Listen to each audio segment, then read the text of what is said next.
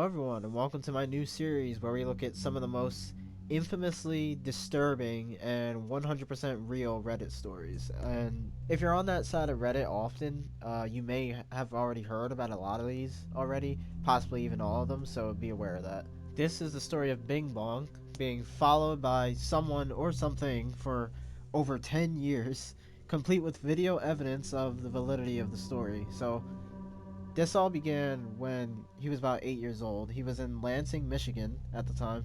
They lived pretty much right next to the woods and like in a swamp. Him and his mom were out in the woods walking his dog, and it was about 11 p.m., which honestly freaks me the fuck out. I don't like walking my dog out that late at night in the suburbs where I am. So let alone the fucking woods. But anyway, they began to hear this whistling, and originally he thought it was a bird, which probably would be anyone's first thought, and describes the whistling as being like two tones, like one after the other. You know, like if it was a person deliberately whistling in that way, which to my knowledge birds don't really do that. They kind of always like sound the same for some reason. But I guess there could be a bird out there that sounds like that. I don't know. But yeah, after that they heard that and they were just he was just kind of confused, but his mom was like had this terrified look on her face apparently, and he looked at her and was like, "Oh shit, this must be bad." And he got scared. So they both like quickly went inside. The second whistle was only 2 years later when he was out walking his dog once again, and once again very late at night, and he hears the whistle again, the same exact inconsistent human-like tone that he heard 2 years prior. He mentions that there's a bush close to his front door that could easily obscure a person, but he doesn't clarify if it sounded like it was coming from that bush. But I think that's what he was implying, is that it may have been coming from that bush, or seemed like it was. But anyway, he thought about how terrified his mom looked when she heard the whistle last time, so just that thought kind of made him terrified, like once again, I guess, and he ran inside again. So something he didn't mention earlier, that when the first whistle happened, his mom was looking at something down in the swamp before she grabbed his hand and was like, "Let's go inside." She was looking at something down in the swamp that they live near. So he was kind of thinking like, "Oh, that could be where it's coming from also." Which isn't far from him, so that's probably pretty scary too. So way later in life, he's 24 years old, so this is over 10 years later, keep that in mind. He now lives in South Dakota because of a job opportunity or something.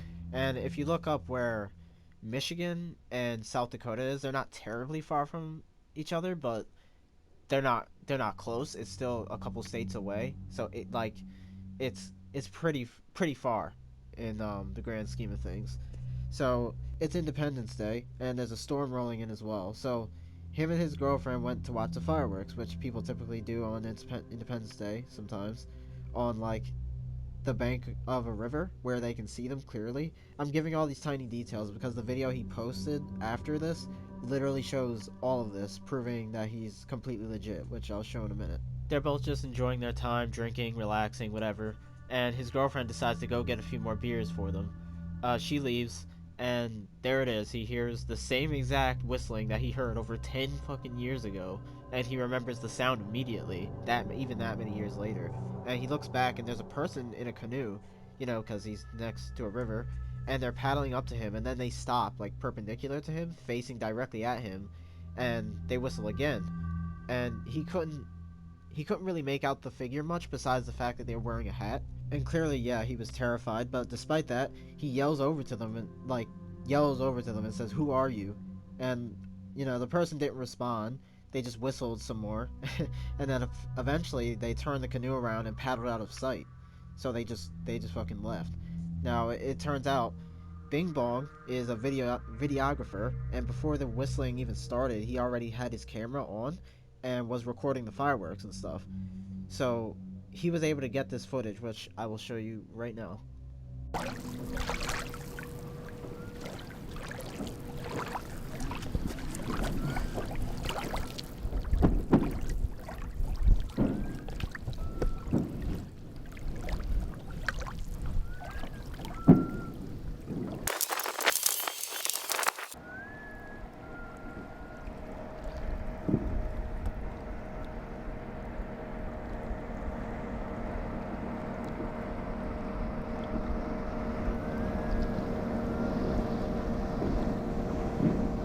So I think that's the person whistling that he zooms in on at the end there, and that person looks really really far away for him to hear that whistling that clearly. So that was kind of weird.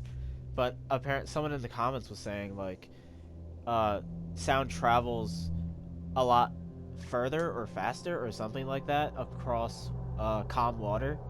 So maybe that's what it is. I have no idea. But that wasn't the entire video. There's not really much more to see. But if you do want to see it in its entirety, I'll have a link in the description. But yeah, to our knowledge, that was the last whistle he heard. Bing Bong is actually still active on Reddit to this day, and he hasn't posted about another whistle at this point in time. One of the people in the comments, though, by the name of Gashura, tells him about an urban legend in Venezuela. And long story short, it's about a young man who whistles at people regardless of where they are, which means your death is imminent, basically. And considering this post was over 5 years ago and he's still active, we can assume that Bing Bong is still alive. I'm not going to get into all the specifics of this urban legend because I'll be here all day, but something that stands out about this is that he never whistles in the same tone twice in a row, and the only thing that can save you from your incoming death is a dog, because he's scared of dogs. The this guy, and that sounds kind of silly, but that's the urban legend, and it just so happens that he was near a dog all 3 times he heard the whistling.